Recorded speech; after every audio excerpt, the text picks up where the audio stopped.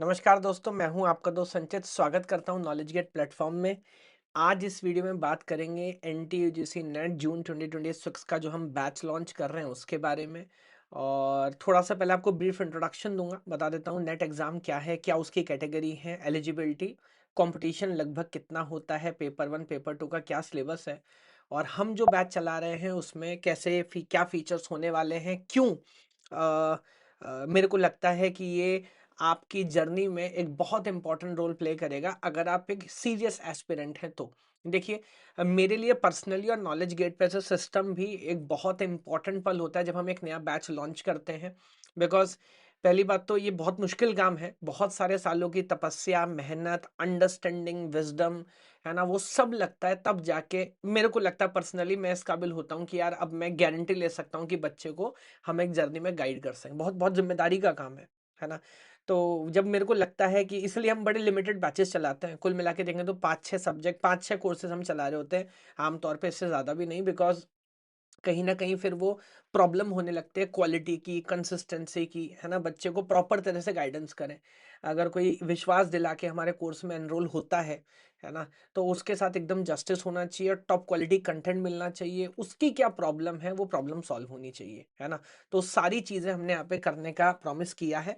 अगर आप as usual in general को ये वीडियो देख रहे हैं तो आप नहीं भी देखेंगे तो चलेगा, बट अगर आप सीरियस एस्पिरेंट हैं and that too paper one in general और कंप्यूटर साइंस के, तो ये वीडियो आपके लिए है। अगर कंप्यूटर साइंस के आप हैं तो मैं आपसे बोलूंगा जरूर देखिएगा, कुछ ना कुछ तो आप पक्का सीख के जाएंगे। और जो मेरी अंडरस्टैंडिंग, जो विजडम है, जो आमतौर पे प्रॉब्लम्स आती हैं नेट एस्पिरेंट्स को, उनका भी मैं डिस्कशन इस वीडियो के अंदर करूंगा, उनका समाधान भी बताऊंगा। इन जनरल कैसे हो सकता है और हम अपने कोर्स में वो सॉल्यूशन कैसे कर रहे हैं। तो एक बार जल्दी से आपको बताता हूँ कि गेम क्या है। तो सर, यूनिवर्सिटी ग्रांट कमीशन एक संस्था है भारत के अंदर, है ना, जो हायर एजुकेशन की जिम्मेदार है। यूनिवर्सिटीज बनाना, उनको रिकॉग्निशन देना, फंड्स एलोकेट करना, स्कॉलरशिप, सब चीज़ की जिम्मेदारी इन्हीं की है। और एक और संस्था है एनटीए, यानी कि नेशनल टेस्टिंग एजेंसी, जो कि 2018 में बनाई गई थी। और भारत के जितने बड़े पेपर हैं, चाहे वो आईआईटी जेई हो या मेडिकल का नीट एग्जाम हो, ये सारे पेपर कंडक्ट करने की रिस्पॉन्सिबिलिटी एनटीए की है। और यूजीसी अपने बिहाफ पे एनटीए से बोलता है कि हमारा जो नेट का पेपर है ये भी आप ही कंडक्ट करो। अब नेट का पेपर क्या है ना। तो नेट का फुल फॉर्म होता है नेशनल एलिजिबिलिटी टेस्ट। बेसिकली इसका मतलब है कि ये टेस्ट करने के बाद आप क्या क्या कर सकते हैं। पहले सिर्फ टीचिंग के लिए हुआ करता था, अब इसमें 3 कैटेगरी आ गई, मैं आपको समझाता हूँ। आमतौर पे अभी ग्रेजुएशन भी है। ग्रेजुएशन या पोस्ट ग्रेजुएशन करने के बाद जो लोग पीएचडी करना चाहते हैं, तो पीएचडी करने के लिए बड़ा कंफ्यूजन होता है आमतौर पे ना। नई लोगों को समझ आता कि एडमिशन कैसे होगा, कोई क्लियर मेरिट सिस्टम नहीं है। तो यहाँ पर आप ये नेट का एग्जाम लिखते हैं, और अगर आप इसको एक ठीक ठाक नंबरों से लगभग 50-55% से क्वालिफाई करते हैं, तो पीएचडी आपको अलॉटमेंट करता है एडमिशन का, या मतलब बेसिकली एलिजिबल बना देता है पीएचडी के लिए। और देश में बहुत सारी यूनिवर्सिटीज ऐसी हैं और धीरे धीरे और उनकी संख्या बढ़ रही है।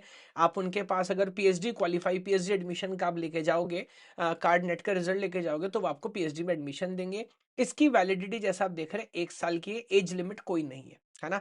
तो 1 साल तक ये कार्ड वैलिड रहेगा, उसके बाद फिर से आपको नेट का एग्जाम लिखना पड़ेगा। वैसे भी एग्जाम साल में 2 बार हो रहा है। एक दूसरी कैटेगरी है, अगर आप और थोड़े नंबर 60-65% आगे, मैं कट ऑफ की बात करूंगा, से आप क्लियर कर लेते हैं। और ये तब जब आपने मास्टर्स अपना कंप्लीट किया है ना, ग्रेजुएशन के बाद नहीं। ये पीएचडी एडमिशन आप ग्रेजुएशन के बाद भी जा सकते हैं। तो आप यहाँ पर भारत में किसी भी कॉलेज में पढ़ाने के लिए एलिजिबल हो जाते हैं, और आप बेसिकली असिस्टेंट प्रोफेसर के लिए क्वालिफाई करते हैं। और ये मैंडेटरी भी है, असेंशियल क्राइटेरिया है। आप किसी कॉलेज में नहीं पढ़ा सकते एज एन असिस्टेंट प्रोफेसर जब तक आप ये पेपर पास ना कर लें। तो अगर आपको पढ़ाना है या फर्दर पीएचडी के लिए जाना है तो भी आप ये पेपर क्वालिफाई करेंगे। समझिए पेपर एक ही है, बस जैसे जैसे आपके नंबर बढ़ते जाते हैं आप और कैटेगरी में क्वालिफाई करते जाते हैं, है ना। और अगर आप सबसे अच्छे नंबर से क्वालिफाई करते हैं, 65-70% तक आप चले जाते हैं, तो आप जेआरएफ आपको मिल जाता है। इसका मतलब अब जब आप पीएचडी में एडमिशन लेते हैं तो आपको लगभग 37,000 मंथली स्टाइफन भी मिलता है, जूनियर रिसर्च फेलोशिप, है ना। इंडिया के अंदर सीएसआईटी की बात करूं तो कुछ 200-250 बच्चे आमतौर पे ऐसे होते हैं जो जेआरएफ के लिए क्वालिफाई होते हैं। हालांकि इसकी एक एज लिमिट है, और 3 साल तक आपको एडमिशन लेना होगा पीएचडी के लिए, तब आपको जेआरएफ मिलता है। और ये जो हमारा असिस्टेंट प्रोफेसर का क्वालिफिकेशन है वो लाइफ टाइम है। तो मोटा मोटा अगर मैं जनरल बात करूं, तो ये पेपर कहाँ काम करेगा, अगर आप फ्यूचर में रिसर्च में जाना चाहते हैं, पीएचडी करना चाहते हैं, टीचिंग में जाना चाहते हैं, आरएनडी में जाना चाहते हैं, गवर्नमेंट सेक्टर में, इवन प्राइवेट सेक्टर में, तो ये पेपर आपको लिखना चाहिए। इट्स अ मस्ट, है ना। अगर मैं एलिजिबिलिटी की बात करूं, अगर आपने मास्टर्स अपना कंप्लीट कर लिया है तो आपके 55% मार्क्स होने चाहिए। ऑब्वियसली अगर आप कैटेगरी से हैं तो 50% मार्क्स चल सकता है।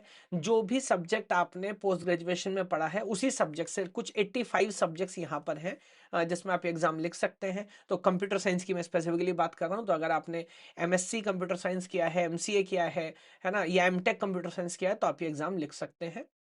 और आप फाइनल ईयर में हैं तो भी लिख सकते हैं। और मान लीजिए कोई बैक आ गई, कोई प्रॉब्लम आ गई, तो जब तक रिजल्ट पब्लिश हुआ है जिस दिन नेट का, उसके 2 साल के अंदर आपको अपनी डिग्री पूरी करनी पड़ेगी। हाल ही में बीटेक वालों के लिए भी, 4 ईयर ग्रेजुएशन कोर्स वालों के लिए भी, चाहे बीएससी है, बीएस है जिसे बोलते हैं बैचलर ऑफ साइंस, या बीटेक है, 4 ईयर के जो कोर्सेज हैं उनके लिए भी एलिजिबल है। बस शर्त क्या है, आपका 75% होना चाहिए। तो बेसिकली ये मान रहा है कि सिर्फ जो क्रीम है, जो क्वालिटी है, जो फर्दर रिसर्च में, पीएचडी में, एजुकेशन में जाएगी, उनके लिए 75% मार्क्स आपके होने चाहिए। और ये एग्जाम आप क्वालिफाई करते हैं तो या तो पीएचडी में एडमिशन ले सकते हैं, जेआरएफ भी आपको मिल सकता है। ऑब्वियसली असिस्टेंट प्रोफेसर के लिए आप क्वालिफाई नहीं करेंगे जब तक आपका फ्यूचर में मास्टर्स कंप्लीट नहीं होगा। लेकिन मास्टर्स होते ही तब आपको दोबारा नेट लिखने की जरूरत नहीं, आप अभी क्वालिफाइड है ना। ये वाला आइडिया। बस बाकी बेसिक रूल रेगुलेशन आप यहाँ देख सकते हैं। इंपॉर्टेंट बात क्या है, बीटेक में, ग्रेजुएशन में आपने किसी भी ब्रांच से ग्रेजुएट किया हो, क्योंकि अभी आपने पोस्ट ग्रेजुएशन नहीं किया है, तो मान लीजिए अगर आपने मैकेनिकल से भी किया है बीटेक, तो भी आप कंप्यूटर साइंस में यहाँ पर नेट का एग्जाम लिख सकते हैं, जो कि एक बड़ा एडवांटेज है। डायरेक्ट पीएचडी में एडमिशन आपको मिल जाएगा। तो ये एक बेसिक बेसिक बात हो गई। अब मैं आपको थोड़ा सा समझाता हूँ कंपटीशन कितना है। हर साल लगभग 60 to 70,000 स्टूडेंट्स फॉर्म फिल करते हैं। साल में 2 बार एग्जाम होता है, तो रिलेटिवली लोग चिल्ड आउट होते हैं। और सभी नहीं, ऑन एंड अराउंड 50,000 स्टूडेंट जो हैं वो एग्जाम लिखने पहुंचते हैं। जब हमने एग्जाम लिखा तो उस समय 3 पेपर हुआ करते थे, पेपर 1, पेपर 2, पेपर 3। अभी कंबाइन होते होते सिंगल पेपर हो गया 3 घंटे का। आगे पैटर्न की बात करूंगा। उसमें से आप मान के चलेंगे तो जैसा यहाँ मैं आपको बता रहा हूँ, लगभग 6,000 स्टूडेंट यानी कि टॉप 12% क्वालिफाई करते हैं पीएचडी के लिए। जो मैंने आपको बताया वो पीएचडी में एडमिशन ले लेके एलिजिबल हो जाते हैं। लगभग ऑन एन एवरेज अराउंड 6%, 2,500 से 3,000 बच्चे नेट का एग्जाम क्वालिफाई करते हैं फॉर असिस्टेंट प्रोफेसर। तो अब वो किसी कॉलेज में, जब उनका मास्टर्स ऑलरेडी कंप्लीट है, असिस्टेंट प्रोफेसर की तरह पढ़ाने के लिए एलिजिबल हैं। बिना उसके आप नहीं पढ़ा सकते। और अगर आप, और लगभग टॉप 1% और आमतौर पे उससे भी कम बच्चे फाइनली बनते हैं जेआरएफ, है ना। ये एकदम क्रीम ऑफ द क्रीम है, जहां मैं आपको बता रहा हूँ लगभग 40,000 रुपए पर महीना स्टाइफंड मिलता है सिर्फ आपको पीएचडी करने के लिए। तो गवर्नमेंट मानती है ना, you are a national resource, और आपको बहुत सारे एफर्ट करके अच्छे अच्छे पेपर पब्लिश करने हैं और आगे जाके पढ़ाना है या रिसर्च में जाना है ना। ये कंपटीशन के लेवल है, तो कंपटीशन अच्छा खासा है। इतना कम रिजल्ट क्यों है ना। तो आपको देखिए कट ऑफ भी समझाता हूँ। पेपर 300 नंबर का होता है। आप देखेंगे जो टॉप कैटेगरी जेआरएफ है उसमें आमतौर पे कट ऑफ 180 से, मैं जनरल कैटेगरी की बात कर रहा हूँ, 180 से 195 के बीच में जा रहा होता है। असिस्टेंट प्रोफेसर 160 से 175, और जो हमारा पीएचडी है वो 150 से 155। तो मान लीजिए ऑन एन एवरेज 50 मार्क्स लगभग यहाँ पर हो गए, और लगभग 66 मार्क्स हमारे यहाँ पर हो गए। इसका भी आप अंदाजा लगा सकते हैं ना, कि इन दोनों के बीच में कहीं आता असिस्टेंट प्रोफेसर। पर आप देख रहे हैं यहाँ तक सिर्फ लगभग 1% से कम बच्चा पहुंच पा रहा है। यहाँ पे 6% और यहाँ पे सिर्फ 12%। बाकी जो 88% है वो 50% मार्क्स भी नहीं ला पा रहे। इतना मुश्किल क्या पूछ रहे हैं। पेपर का सिलेबस देखिए। तो 2 पेपर, बेसिकली एक ही पेपर के 2 सेक्शन है। पहले मैं आपको, अच्छा पेपर का पैटर्न आई थिंक इधर मैंने नहीं रखा। मैं आपको ऐसे समझा देता हूँ। पेपर के अगर पैटर्न की बात करें सर, तो पेपर 3 घंटे का पेपर होगा, है ना। ऐसा टाइम अलग अलग नहीं है। टोटल 150 क्वेश्चंस यहाँ पर है, कोई नेगेटिव मार्किंग नहीं है, थैंक गॉड। पहले जो 50 क्वेश्चन है वो पेपर 1 के माने जाते हैं, और दूसरे 100 क्वेश्चन जो है पेपर 2 के। तो जो पहले 50 क्वेश्चन है बेसिकली ये कॉमन है। मैंने बोला ना 85 सब्जेक्ट्स है। हो सकता है कोई इलेक्ट्रॉनिक्स से नेट लिख रहा हो, कोई मैथ्स से लिख रहा हो, कोई सोशल साइंस से लिख रहा हो। तो पहला जो कॉमन पेपर है 50 मार्क्स सबके लिए कॉमन है। और बाकी के जो 100 क्वेश्चन है वो आपके सब्जेक्ट स्पेसिफिक है। हमारे केस में कंप्यूटर साइंस के होंगे, और हर क्वेश्चन 2 नंबर का है, कोई नेगेटिव मार्किंग नहीं। तो इसलिए 300 नंबर है। तो पेपर 1 आप देखेंगे 10 यूनिट है ना।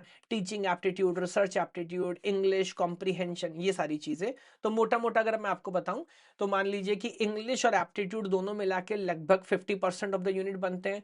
थोड़ा आपका हायर स्टडीज है ना, पीपल एनवायरनमेंट, और ये टीचिंग और रिसर्च एप्टीट्यूड थोड़ा टीचिंग के बारे में हो जाता है ना। तो 50 क्वेश्चन यहाँ से, यानी कि 100 नंबर का ये, यानी कि लगभग 33% वेटेज हो गई पेपर वन की। और फिर ये हमारी कहानी 10 यूनिट है कोर। सिलेबस गेट से मान लीजिए कम से कम दुगना बड़ा है, कंप्यूटर साइंस में इससे बड़ा सिलेबस नहीं है। और हो भी क्यों ना, क्योंकि एज असिस्टेंट प्रोफेसर आपको पढ़ाना है। तो 100 क्वेश्चन आपके यहाँ से आएंगे, लगभग हर यूनिट से 10 क्वेश्चन। हालांकि हर यूनिट से 10 आते नहीं है, जैसे एआई से आमतौर पर रिलेटिवली कम पूछा जाता है, या डिस्क्रीट मैथ्स आपको, या ऑपरेटिंग सिस्टम से डेटाबेस रिलेटिवली कभी कभी ज्यादा क्वेश्चन आ जाते हैं। ये वाली कहानी आगे मैं आपको बताऊंगा, है ना। ये पूरा गेम है। तो अब आपको समझ आ रहा होगी, और टाइम कितना है, 180 मिनट, 3 घंटे का पेपर होगा। तो 180 मिनट में 150 क्वेश्चन सॉल्व करने हैं। मोटा मोटा एक क्वेश्चन पढ़ना, समझना, सॉल्व करना, और टिक करना, उसमें 1 ही मिनट आपको मिलता है। और 150 क्वेश्चन आपके हैं, नेगेटिव मार्किंग नहीं है। तो आप समझ सकते हैं कि इतना ज्यादा बड़ा सिलेबस, 6 महीने का समय है, आमतौर पे 4-5 महीने का ही समय है ना, पढ़ के समझ के सॉल्व करने के लिए। दैट इज द रीजन कि रिलेटिवली कट ऑफ इतने नीचे चले जाते हैं, और आमतौर पे बच्चे इतना अच्छा नहीं कर पा रहे होते। अब हम यहाँ पर, यहाँ तक तो मैंने आपको पूरी प्रॉब्लम स्टेटमेंट समझाई। हम यहाँ पर क्या कर रहे हैं, मैं आपको एक बार समझाता हूँ।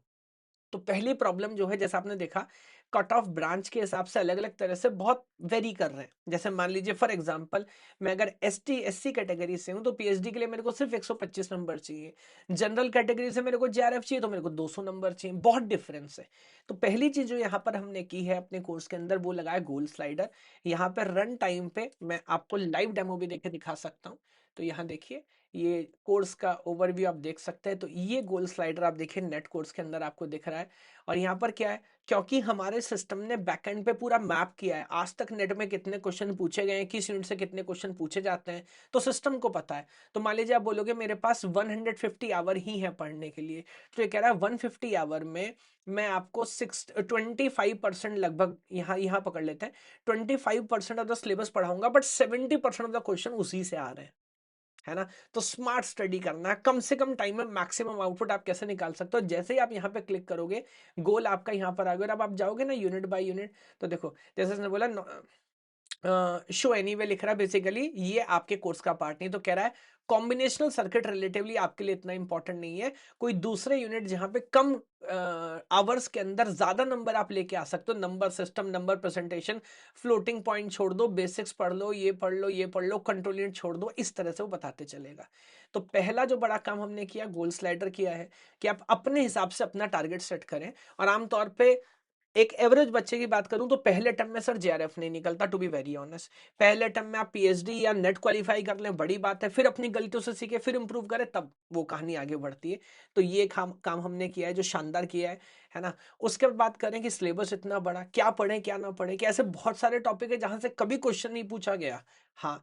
क्या ऐसे टॉपिक है जहां से हर बार पूछा जाता है। हाँ। क्या बच्चे को पता है ना, है ना। तो ये होता है ना, टीचर कह रहा है सर मैं लिख के देता हूँ आपको, कब तक लिख के देते रहे, कितना लिख के देंगे। तो ये हमने पूरा गेम लगाया हॉटस्पॉट का, जो आप देख भी रहे हैं।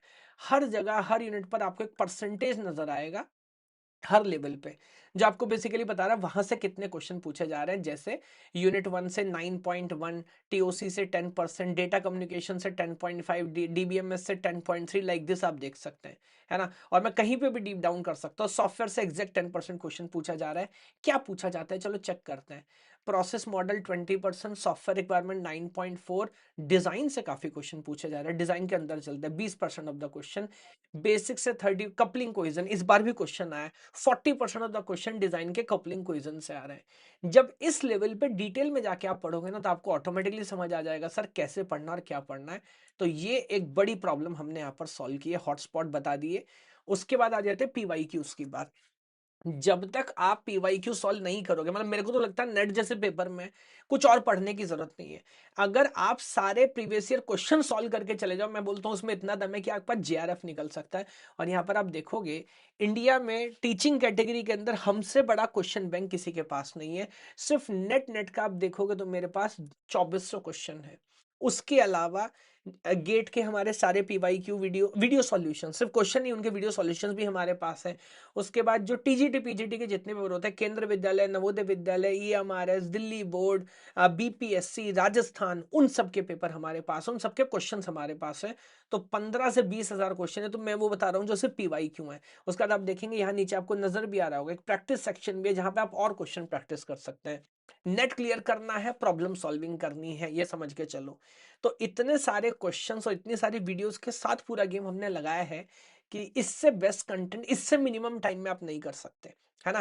क्योंकि हम लोग पे लोग बोलते हैं live class, live class, live class. भाई अगर दिन में 8 घंटे लाइव क्लास लगाओ तो भी 120 दिन के अंदर सिलेबस पूरा करना बहुत बड़ी बात है। और 8 घंटे में आपको डेली लाइव क्लास में बिठाऊंगा तो आप पढ़ोगे कब और सीखोगे कब, है ना। ये वाली कहानी है। तो ये पूरी चीज यहाँ पर हो गई।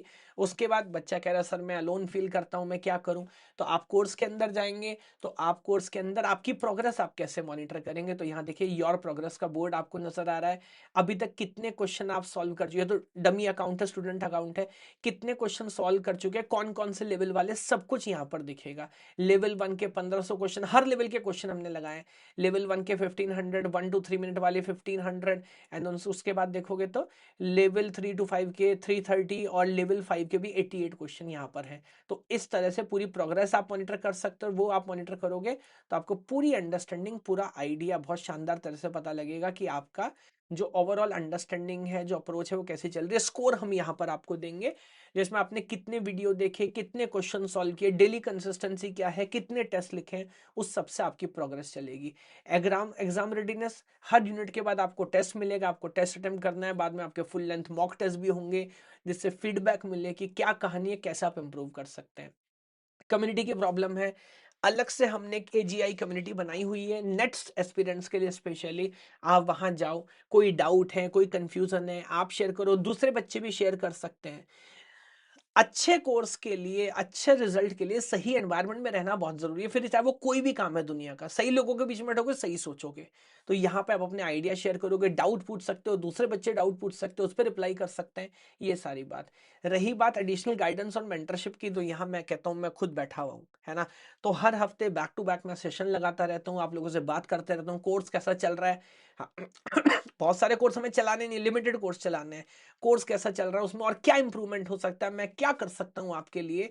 इस सारे कंटेंट के बाद वो सारी चीज चलती रहती है। पूरा एकेडमिक कैलेंडर आप देख सकते हैं, पूरा कैलेंडर हम बनाते हैं कि लगभग किस स्पीड से आपको चलना चाहिए, किस यूनिट को कितना टाइम दिया जाना चाहिए, और कब शुरू करना है, कब कंप्लीट करना है। तो 1 फरवरी से आप देख रहे हैं शुरू हुआ है और 31 मार्च तक पूरा गेम कंप्लीट करना है।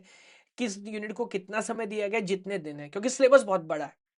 ज्यादातर बच्चे क्या करते हैं, एक यूनिट सर इतना ज्यादा पढ़ लिया कि वहां चाहे जितने नंबर आ जाएं, बट पूरा सिलेबस में तो नहीं कर पाए ना, एक यूनिट से 100 नंबर आना नहीं है। ये वाली प्रॉब्लम है। तो शेड्यूल के हिसाब से चलेंगे, रन रेट मैनेज करके चलेंगे तो सिलेक्शन होगा, है ना। ये एक बेसिक आइडिया है। कोर्स ऑलरेडी वेबसाइट पे शेड्यूल है, नीचे वीडियो के डिस्क्रिप्शन में आपको लिंक मिलेगा, वहां से जाके एनरोल कर सकते हैं। जैसे ये कैलेंडर, ऐसे ही पेपर 1 के लिए भी पूरा कैलेंडर है। सारा कंटेंट ऑलरेडी है, सारे क्वेश्चन, सारे रिकॉर्डेड वीडियोस, बीच बीच में मैं लाइव सेशंस आपके लगाता रहूंगा। एक सेल्फ पेस कोर्स है, आप अपने हिसाब से, क्योंकि ज्यादातर लोग ऑलरेडी टीचिंग में हैं, है ना, कुछ लोग फुल टाइम भी प्रिपेयर कर रहे होते हैं, अपनी सहूलियत के हिसाब से आप काम करें। मेरे को लगता है कंटेंट उस काबिल है, अगर आपका लेवल अच्छा है, हो सकता है पहली बार में ही जीआरएफ भी क्रैक कर पाए। लेकिन अगर बहुत सारी चीजों में गैप है, तो पहले टर्म में मैं जो प्रैक्टिकली बोलता हूं, आप टारगेट करिए पीएचडी या नेट क्वालिफाई करने का, और सेकंड अटेम्प्ट में आप फिर अपनी गलतियों सीख के फाइनली जेआरएफ तक पहुंच सकते हैं। As far as computer science, मैं 85 सब्जेक्ट्स के लिए नहीं चलाता, बहुत लोग चलाते हैं। As far as computer science is concern, मेरा कोर्स इस समय इंडस्ट्री के अंदर बेस्ट है, ऐसा मैं बहुत विश्वास से बोल सकता हूँ, है ना। बाकी I am open for feedbacks and criticism, जो भी कमी लगती है उसको हम फर्दर बार बार बार बार काम करके इंप्रूव करते जाते हैं। चलिए, थैंक यू सो मच। ये वीडियो आपने लास्ट तक देखा तो पक्का सीरियस एस्पिरेंट है। क्या क्या प्रॉब्लम हो सकती है मैंने आपको बताया। आप मेरा कोर्स लो, किसी और का कोर्स लो, लेकिन प्रीवियस ईयर क्वेश्चन सिर्फ वीडियो देखने में मत रह जाना। जब तक पीवाईक्यू सॉल्व नहीं करोगे, जब तक टेस्ट नहीं लिखोगे, डे टू डे पे अपनी प्रोग्रेस नहीं मॉनिटर करोगे, है ना, तब तक बात नहीं बनेगी। बैच में मेरी क्या रैंकिंग चल रही, जब तक इस पर नहीं सोचोगे तब तक बात नहीं बनेगी, है ना। तो विचार करो इसके बारे में। And thank you so much. भगवान आप सभी को खुश रखे। जय हिंद, जय भारत।